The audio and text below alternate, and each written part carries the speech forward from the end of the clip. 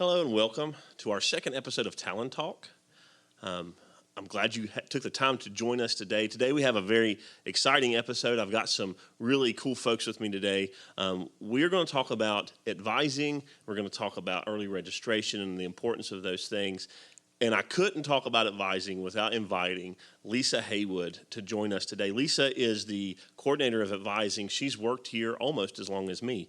And she has worked with advising almost the whole time she's been here. I also have with me Mr. Chris Hess. Chris Hess works with our athletes.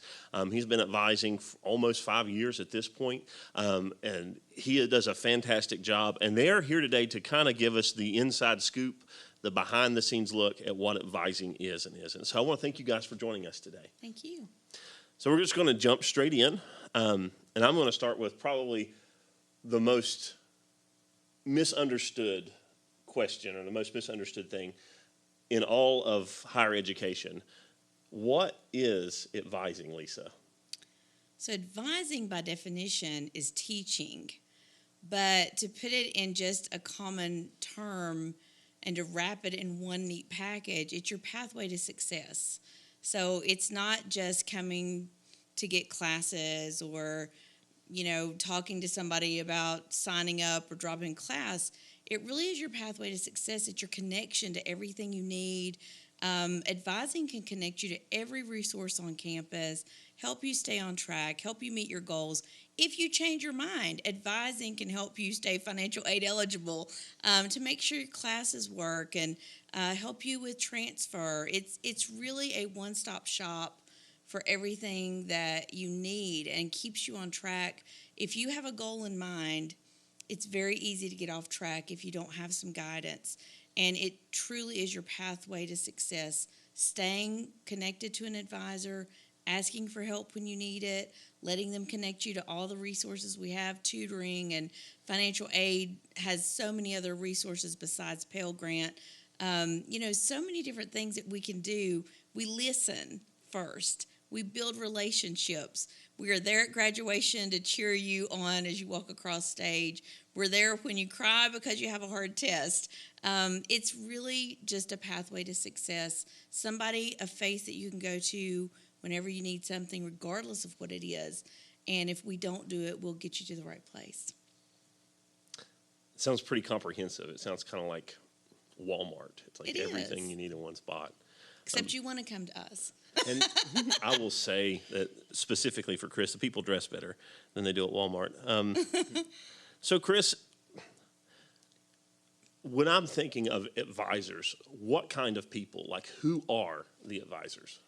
So I was going to use a hardware analogy, but since Lisa kind of used the Walmart one, I will not use it. But advisors, we are people who equip and empower. So like if you come to an advisor, no matter who you go to, even though we all have our own personality and flair and how we do it, but like our goal is to equip and empower students to accomplish what they want to set out to do. So all the students' goals are different, where all advisors' methods are different. But at the end of the day, every advisor has the same goal, is to equip and empower students to reach those goals. So come and see me about advisors' nicknames. So I was going to ask you, like, if you were going through your head right now of all the advisors, like, and you were going to try to describe their personalities, maybe instead of asking the boss, I'm asking you. Yeah. How would you describe the advisors? I would classify Lisa as the coffee queen. She's always hydrated on coffee. Always. And because of that, there's this little peppiness when you're talking to her where you can kind of feel it. I classify Brandon as the ancient one, and it's not an age thing, but it's because he's like he doesn't like it when I say this. But like if you have a question advising and I don't know it, I'm going to go to Brandon because it's all knowing because he's been here for 13, 14 years. I would then call it Grumpy Mama Lisa or Leslie because she likes to be my work mom and fuss at me over some small things. Compassionate Valerie because students just love going to her. Leah is new, so I don't quite know what I'm going to call her yet, but she told me to call her Artsy Leah, so that's what we're going to go with. Hardball Rooney because he's just going to give it to you straight down the plate. Sometimes he's just going to give it to you hard, and sometimes the answers aren't always easy to swallow. And then Kendra, she's probably our second newest advisor. She's my fellow Slytherin, so she's like me, and she's always on top of it and helping. And for those of you that don't know, Chris would probably be like, I would say flashing for flair. Probably would be the best way to describe Chris. His office looks like a dorm room. So when you go in, you feel immediately at ease, and you find his personality all over the walls. If you haven't had a chance to go by, Chris is in B100. Go by and see him. He just recently moved. Chris, what do most people misunderstand about advising? Advising is not just making a schedule. And I know that's kind of going to steal the next question a little bit, but I didn't read ahead until I already thought of my answer. But advising is not just there to make your schedule. Like, we're there, as I said, to equip and empower. And while that can and does include building schedules, that's not the only way we can equip students. And so I'm going to bounce that same thing to you, Lisa. Like, you have a little bit more experience with advising than Chris does. What would you say is the most misunderstood thing about advising? Well, I agree with him, and I think most people think that it's just getting registered for classes. But the first thing we do with every student is build a rapport. We want to know you. We want to know about your life. We want to know what's going on in your life. Do you work? Do you have a family? Are you new? Are you returning? Are you older? This is your first time ever going to school like I was.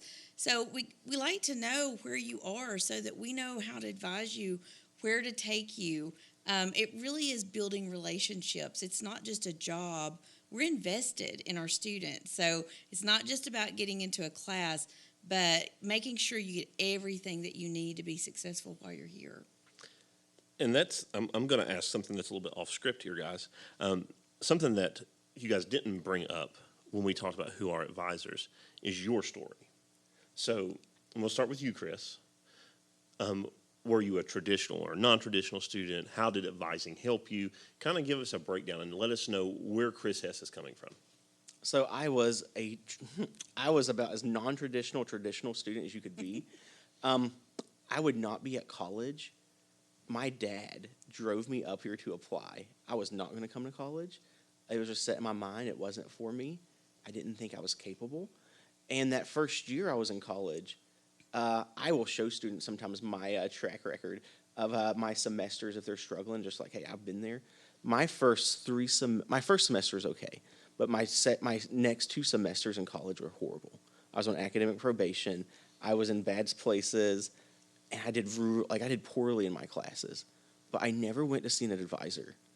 And then about that time, there was 2 new advisors hired up here. One was you, and the other one was Jacob Richardson, our psychology professor. And then I started spending time in y'all's office. And while it was fun and it was goofy and it wasn't always class-related, there was just enough class in there or enough school-related conversations in there. And like, I graduated with honors with my master's, and I tell students that all the time, but I barely made it through with a 2.5 at Southwest. And if it wasn't for advisors and you and Jacob, I probably wouldn't have got pulled through.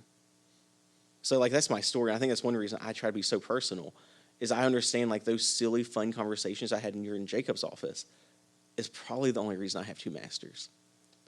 That's awesome. So, Lisa, traditional, non-traditional, where are you coming from? Completely non-traditional. I was 39 years old. It came out of life. You know, life happens. You don't think life is going to happen to you when you're young. And I really did not plan to go to college, but life happened. I was needing a really good job, could not find one without a degree. And so, Jacob seems to be the topic of conversation here. So I worked with Jacob as when he was a student here and before he became an employee at this college. And he was hounding me all the time. You need to go to school. You need to go to school. And my excuse was, I'm too old to go to school. And I think that that's how a lot of people feel if they're not 18 years old. They feel very intimidated by the process. But what I learned is I could go to school. And I did. And I came through Southwest, and I went through Old Dominion for my bachelor's, and then you catch the education fever. And I went on to get my master's at Liberty. And I didn't know that I would be working here. I had a full plan of counseling clinically. But I get the opportunity now to take what was given to me by advising. to sit down with me and explain everything and walk me through the process and understand my situation and where I was, and that I had kids at home and I was working full time and my husband was sick and I had a lot on my plate. But people to say, you can do this. I'm going to show you how to navigate this. I'm going to show you what you need to do next. Oh, you need a scholarship for summer. Let me take you to financial aid. I mean, if it was available, I needed it. And I get to pay that forward now. I get to bring students in and say, okay, where are you in life? What can we do to get you to where you want to be? And I know it's possible regardless of age, regardless of your story, regardless of where you have to start. I had to do developmental math courses because it'd been a long time. Not my gift, but I was able to take those courses and be successful in my college level math courses and go on. So my story is quite different from Chris's, but it just goes to show you can start at any point in life and reach your goals and be successful. It's not about your age or where you're from or your GPA. You can pick up and start over and go forward and do whatever you set your mind to do. And just so, if you're watching this right now, just to be completely clear, I have a bias towards advising because, I've done it for a very long time. And what I wanted the folks that are watching to understand is that advisors are coming from different places, Yes. just like our students are coming from different places. And it really doesn't matter where you come from because advising can help you. You may need a little help. You may need a lot of help. You may be a high-performing student who is a straight A in Dean's List 4.0 and just need kind of some navigation through elective selection, or maybe you're on academic warning or you don't think you can do it. All those things, we see one of those or all of those every day. Yes. And the Advising Center is a place where you can come and find help no matter where you are or who you are. So, next question. Advising has changed in the X number of years that I have been here. We won't dig too deep into that, as the ancient one would say. So we have new tools now that when I started and myself and Mr. Richardson started, we didn't have. One of those new tools is a tool called Navigate. Navigate is something that helps us on the backside, but also something that can help the students. Lisa, you're kind of the lead now on that. Can you kind of give us a breakdown for, as a student, what Navigate can do for you? So as a student, there's a Navigate app that you can download. And I think one of the best features is that at any time you can schedule an appointment with your advisor through that app. So, maybe you try to call and you can't get a hold of someone because it's a peak season and the phones are ringing off the hook, or maybe they're with another student and they can't answer, but you can just pick up that app. You can see their availability. You can schedule it from that app. They get it. They know you're coming in. And that's probably one of the best features. And some people don't want to call, they don't want to email, they just want a quick app. I mean, there's an app for everything now. And it's just really a cool way to schedule your appointments and get in touch with someone quickly and when you need it. And so if your advisor is not available, you can also connect with any other advisor in there. Their availability is going to be listed. And that's one of the best things because, there's times that just something comes up, it's unexpected, and you need to talk to someone, but there's always going to be somebody available to sit down and talk to you at just about any time, and you can just go on your app and schedule that. There are to-do lists on there. It's not comprehensive, but it will help you to stay on track with things that you need to do. But really that appointment feature is one of the best things. You can see your schedule on there. You can see when your classes are. You can see who your instructors are, who your advisor is. All of those things are right there at your fingertips. So it's a really good resource. And something that the scheduling thing back 13 years ago would have been a lifesaver had we had it, because you had so many walk-ins that it was sometimes overwhelming. It's nice to see that we're moving forward. Yes. Mr. Hess, kind of answered this question already, so I'm going to kind of twist it a little bit on you. Originally, I was going to ask you why students should come, but I think we answered that when we talked about our story.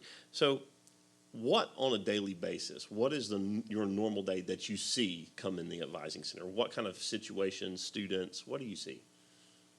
I tell people this all the time. The students who I have who are the most successful are the ones that come see an advisor. Like, it doesn't have to be me, but like if you're seeing an advisor twice a month, 4 times a month, I've not seen those students not graduate. Like, I am proof. Like, if you will spend time in an advisor's office and just have them remind you what you need to do, like, they will help you through. The average thing I see is just people wanting to come in and say, hey, I passed this test today, or hey, I did this, or hey, do you care if I bring this in here to eat real quick while I tell you what's going on in this class? And just going. And sometimes it's just as easy as, hey, I'm writing this research paper, and like, oh, this is what you probably should do. And like, just like, hey, you should plan ahead. Like, time management stuff. And like, I don't even classify it as like telling them time management all the time, because I'm not saying, hey, you need to make this calendar, or you need to do to-do list. But it's just this daily reminder, like, hey, this is what you should do. And knowing, like, they probably leave, and most of them follow through. So just students coming in and having, like, life conversations where they are right now. And some students need that more than once a month. Sometimes they need it more than once a week. But they'll come in. Usually they're not there very long. Like, I might have, like, it may look like there's students in my office from, like, 10 to 2, but they might be 40 students who rotate in and out in that time period for like a 30-second, 2-minute conversation. So what we're saying is, come see Chris anytime. But there's always students, and that's one thing that you'll notice if you come by Chris's office. There's always somebody in his office with him.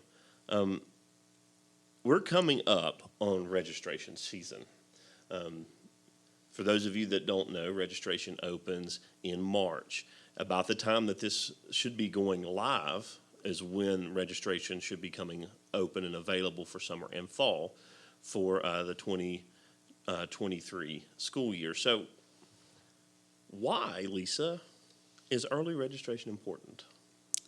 So it's kind of the difference between first choice and leftovers. You know, like, nobody wants the leftovers. And if you wait till the last minute and you need to work around your work schedule, classes that you needed in person, they might be full. Online's a little more flexible, but in-person classes, you only have so many seats. And it's a little bit more difficult to add seats to a class if there are no seats left. And, you know, you might not want an 8 a.m. class. You might want a 9:25 or a 10:50 class. But if you wait to the last minute, those classes may be full.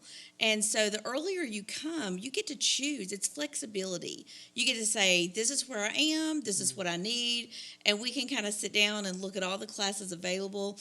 But as the season goes forward, and as we get closer to classes starting, the offerings are more limited because people have gotten in, they've gotten their schedules, and we do everything we can to work with you. If we can make it happen, we will make it happen.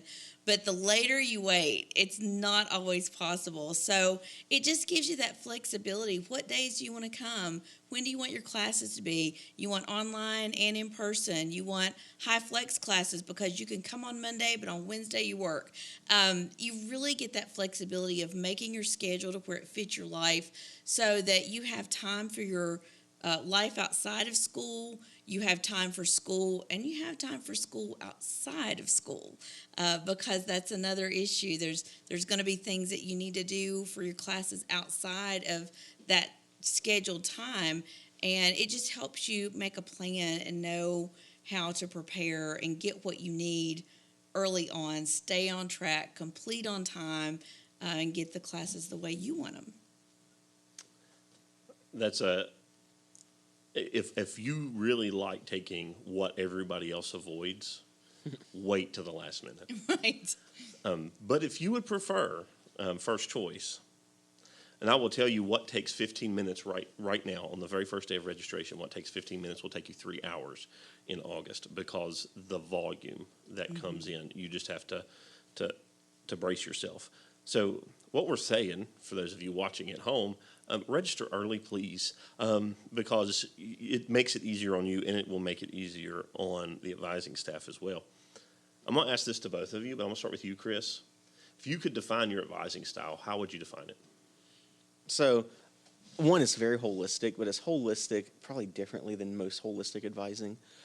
I look at my job as kind of like I'm the GPS. Like, you tell me you tell me your destination, like where you want to end up in life. And like, I look at myself as like, I'm going to show you every route to get there, I'm going to equip you and empower you to get there. And like being the GPS, like I'm probably more like the shotgun rider. Like I'm in the passenger seat with you, telling you how to get there, like all the stops on the way. And like I know we talk about my office sometimes looking very chaotic, but it's that way for a reason, because there's pictures of my family up, there's pictures of my dog, there's stuff that I love in there, whether it's from like this nerdy side that I have or the sporty side that I have.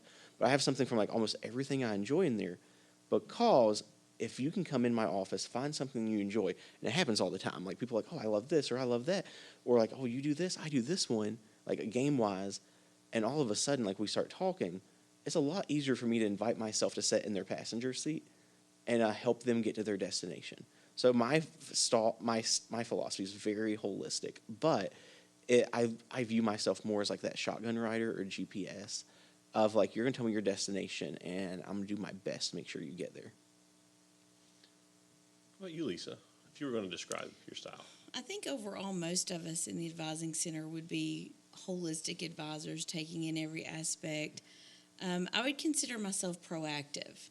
So when I have a student come in and they talk to me about their life and where they're going and what they want to do, if I hear them say, I'm really not good in math, I make a mental note, need to connect the student with tutoring.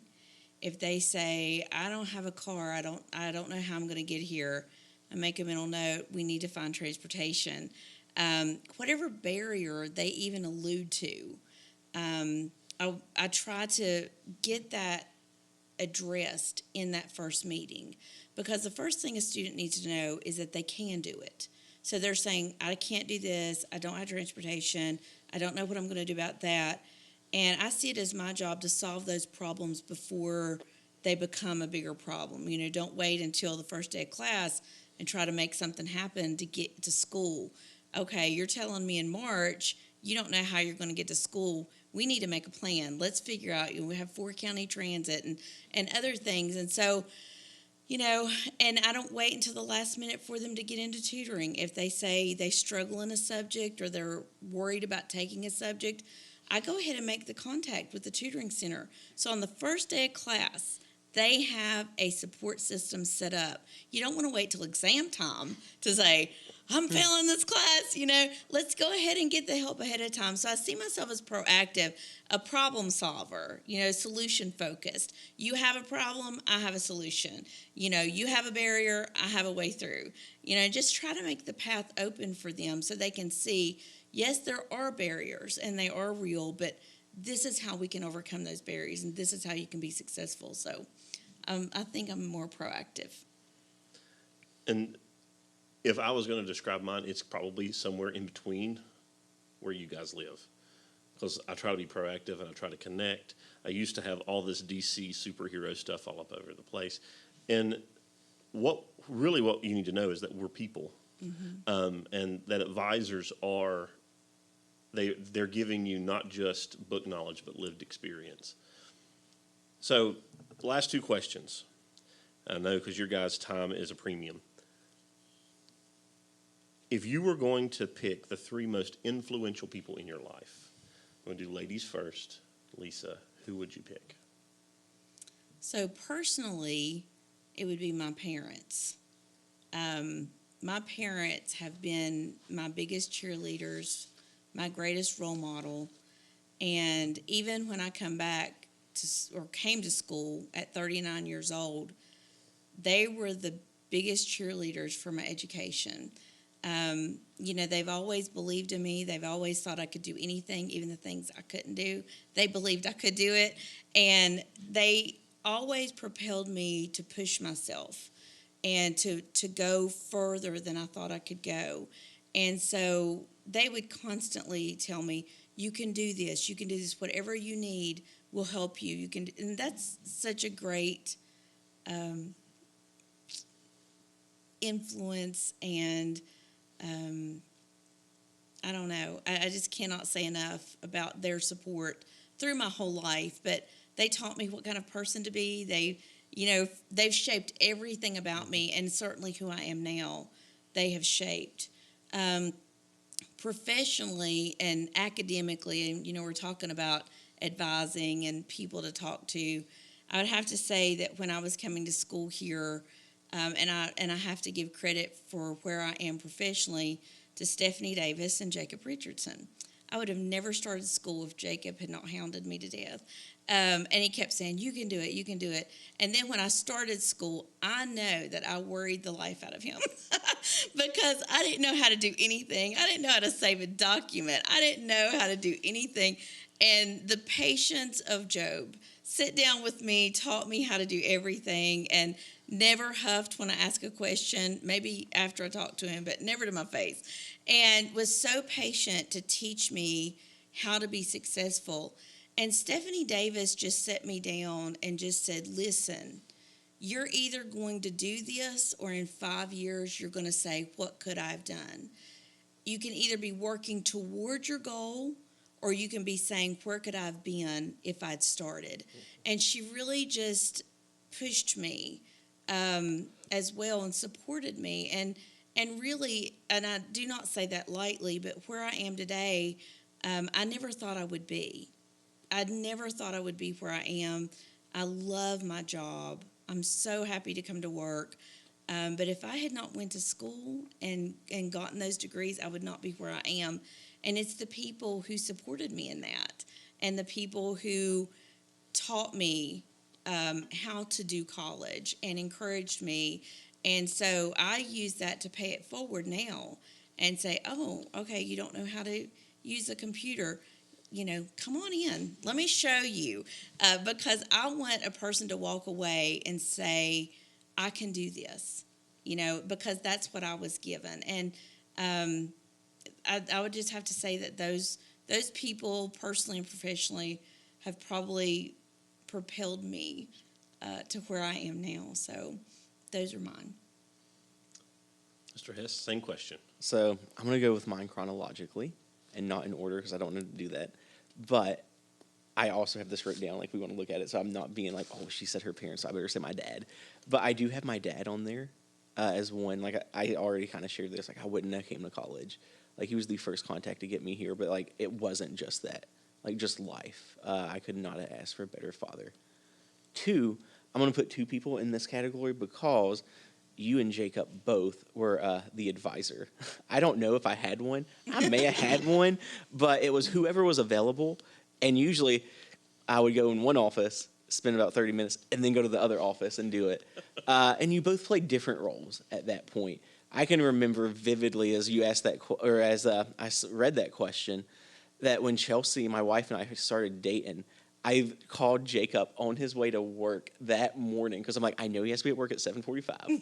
I wasn't a student then because him and I were like, we did a lot together at that point, and called him on his way to work. Like, you will not believe what happened last night, just to tell him that. So like, it was a friendship on top of advisors that is still here. 10 years later, there. And then I'm also going to say Mark Brooks. He was my pastor, but he's also the one who encouraged me and pushed me. All of mine are kind of education-based, too, if you look at it. But he's the one who pushed me to go on for a master's and say, hey, if you struggle in this area of, like, editing a paper, I will do that for you. So those would be the 3 I would throw out. Good deal. So I try to throw a heavy question, but I try to end on a light note.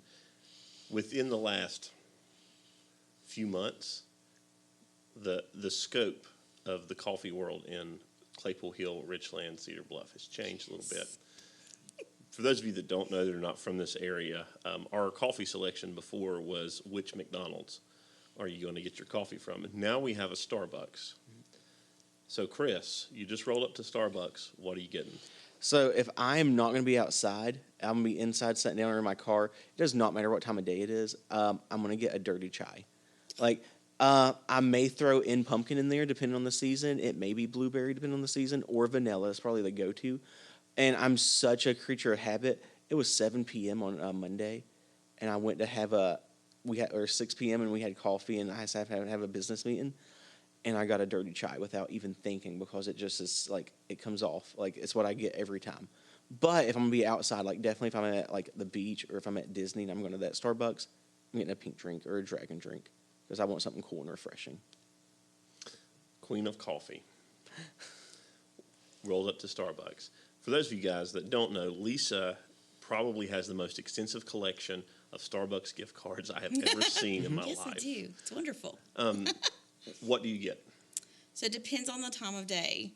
If it's early in the morning or before noon, anytime before noon, I'm hardcore cafe Americano black coffee. I can't do sweet. I can't do cold. I can't do ice. I got to have the hard stuff to get me going. If it's afternoon, I love a dirty chai. That's the best stuff, but I like it hot. Or caramel macchiato on occasion. I don't get that very often, but that's also a go-to.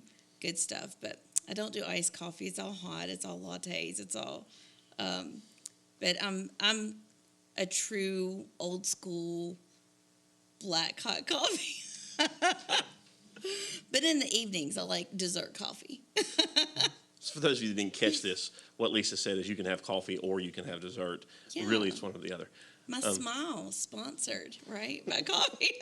Today brought to you by Maxwell House. So, guys, I want to thank you so much for taking time out of your busy day to come and sit and talk with us on Talon Talk about advising and about the importance of early registration. Hopefully this has given some students kind of a behind the scenes, behind the curtain look at how advising works. For our students that are watching, in the show notes that we're going to have out for this, we will have links to the registration stuff online. There'll be a link to the advising page. There'll be a link to financial aid application, all that important stuff. Feel free to click on those, reach out to these guys. They're here from 7:45 until 4:30. I'm going to be real with you right now. If you're wanting to actually talk to somebody who's functioning normal, 8 o'clock is probably a better choice.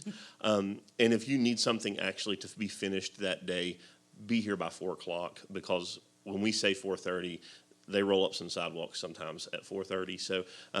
So just be aware of that. They're here till 4:30, but if you come at 4:30, your stuff's not getting processed till the next day. So reach out to these guys, get connected with these guys. If you haven't already, go by and see the advising center is in Buchanan Hall. When you come in from the clock tower side, it's right there's the lobby, and that's straight into the advising center in B100.